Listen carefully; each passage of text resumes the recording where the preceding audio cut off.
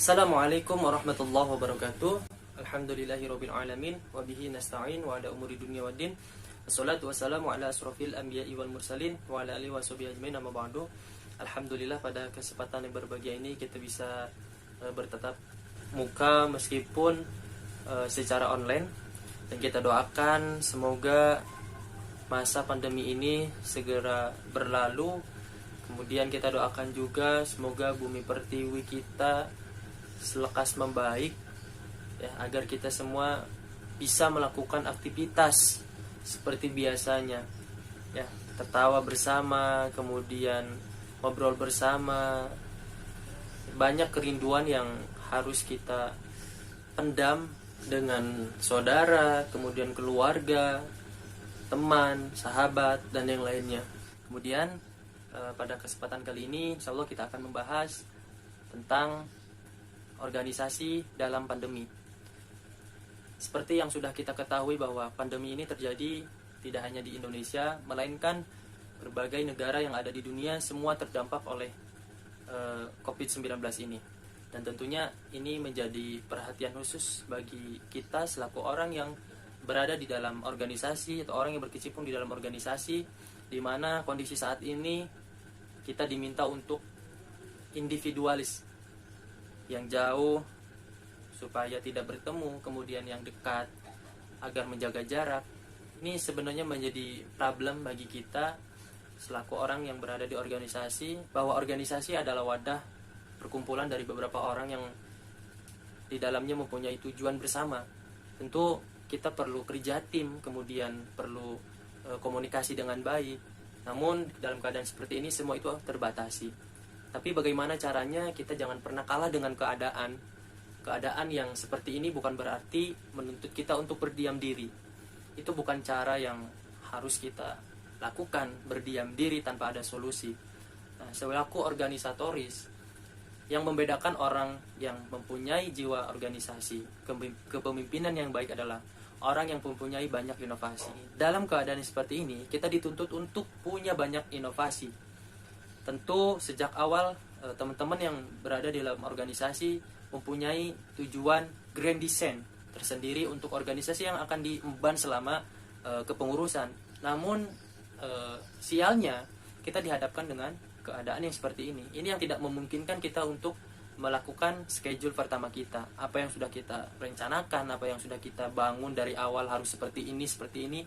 Makanya masalah kesiapan, jangankan kita yang berada di dalam organisasi, pemerintah, negara pun itu tidak mempersiapkan perihal ancang-ancang untuk di pandemi ini. Namun ya, tadi kita dituntut untuk menciptakan inovasi baru. Bagaimana caranya dalam kondisi seperti ini, organisasi selalu tetap hidup, organisasi tetap eksis dalam menjalankan kepengurusannya. Perlu teman-teman ketahui bahwa eksistensi organisasi, hidupnya organisasi, itu tergantung orang-orang yang ada di dalamnya. Orang-orang yang sudah masuk di dalam organisasi, mereka harus punya komitmen yang kuat terhadap organisasi. Tidak meninggalkan organisasi, kemudian rela mengabdikan diri terhadap organisasi. Itu yang harus ada dalam diri organisatoris. Bahwa organisasi itu mati, yang menghidupkan itu adalah anggotanya. Maka jika dalam kondisi seperti ini, bagaimana caranya kita untuk selalu eksis dalam berorganisasi meskipun dalam kondisi pandemi yang seperti ini? Tentu yang pertama kita harus sadar posisi. Kita sebagai orang yang berada di organisasi harus sadar akan posisi kita dalam organisasi. Orang yang sadar terhadap posisinya sebagai apa, maka dia akan lebih bertanggung jawab dalam menjalankan segala hal. Nah, di dalam kondisi yang seperti ini juga, peran seorang pemimpin sangat dibutuhkan, terutama dalam memotivasi anggota. Bagaimana pemimpin, dia harus bisa memotivasi anggotanya, menyadarkan anggotanya yang memang terkadang anggota bingung apa yang harus dilakukan dalam masa yang seperti ini.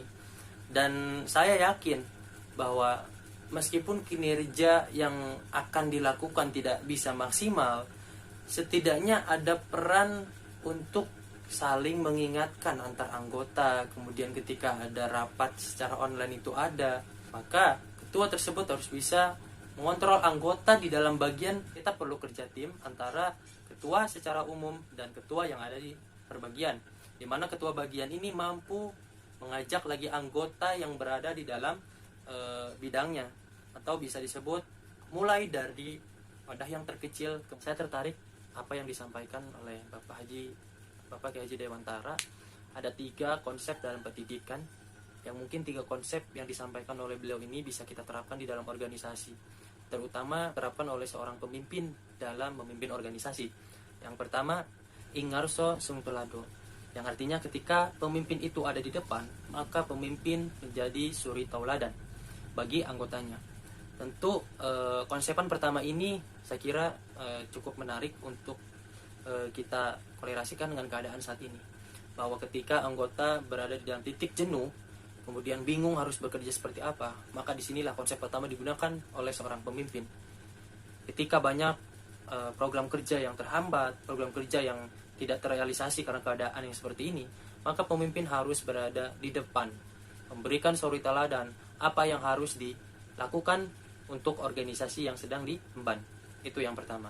Kemudian yang kedua, ingmadia mangun karso. Ketika pemimpin itu ada di tengah, maka pemimpin harus memberikan semangat.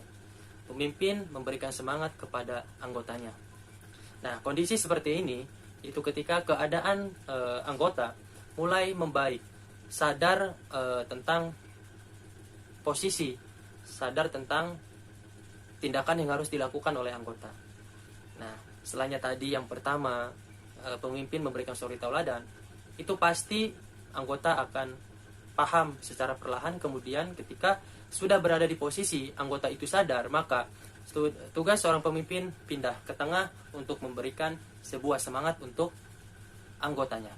Kemudian konsepan yang ketiga, yaitu tutwuri handayani, yang artinya ketika berada di belakang, maka pemimpin memberikan sebuah dorongan. Kondisi yang seperti ini dilakukan ketika kondisi anggota mulai berjalan seperti biasanya, maka pemimpin berada di belakang untuk memantau apakah apa yang dilakukan oleh anggota sesuai atau tidak. Itu konsepan dari Ki Haji Dewantara. Ada beberapa kemungkinan yang terjadi matinya atau berdiamnya seorang. Ada beberapa kemungkinan yang bisa terjadi kenapa anggota memilih untuk diam pada saat pandemi seperti ini. Bisa jadi mereka tidak paham apa yang harus mereka kerjakan. Kemudian yang kedua, mereka tidak merasa punya peran. Makanya selalu ditanamkan bahwa organisasi itu adalah milik bersama. Ya, semuanya berkomitmen, semuanya bertanggung jawab atas keberlangsungannya organisasi. Nah, kemudian saya sampaikan di sini bahwa beberapa yang mungkin bisa kita lakukan agar organisasi ini bisa tetap eksis, bisa tetap berjalan. Salah satunya, segala kegiatan yang bisa dilakukan secara online, maka kerjakanlah. Webinar, kemudian kajian-kajian yang bisa dilakukan secara online, itu bisa dijadikan sebuah alternatif untuk menjaga eksistensi dan substansi dalam organisasi. Yang terpenting adalah pengadvokasian untuk masyarakatnya. Nah, ini pengadvokasian ini memang teruntuk untuk organisasi yang notabene-nya punya masyarakat ataupun punya pihak yang diurus. Kondisinya yang seperti ini, yang dilakukan serba online, ada atau tidak masalah, kendala, kemudian bisa pengadvokasian yang lainnya, yang memang itu menjadi problem untuk masyarakat. Kunci pertama dalam menghadapi kondisi yang seperti ini adalah sadar diri, sadar posisi, kemudian perbanyak komunikasi. Nah, itu bagaimana cara kita dalam menghadapi kondisi yang seperti ini untuk orang-orang yang berada di organisasi, tentunya demi menjaga organisasi untuk tetap survive, memberikan pengaruh terhadap orang lain, serta mencapai sebuah tujuan, meskipun nantinya tujuan tidak bisa dicapai secara maksimal. Namun ini akan menjadi sebuah alternatif, memilih untuk tetap bergerak meskipun tidak maksimal daripada mati untuk selamanya. Mungkin itu saja yang bisa saya sampaikan. Terima kasih atas perhatiannya. Wassalamualaikum warahmatullahi wabarakatuh.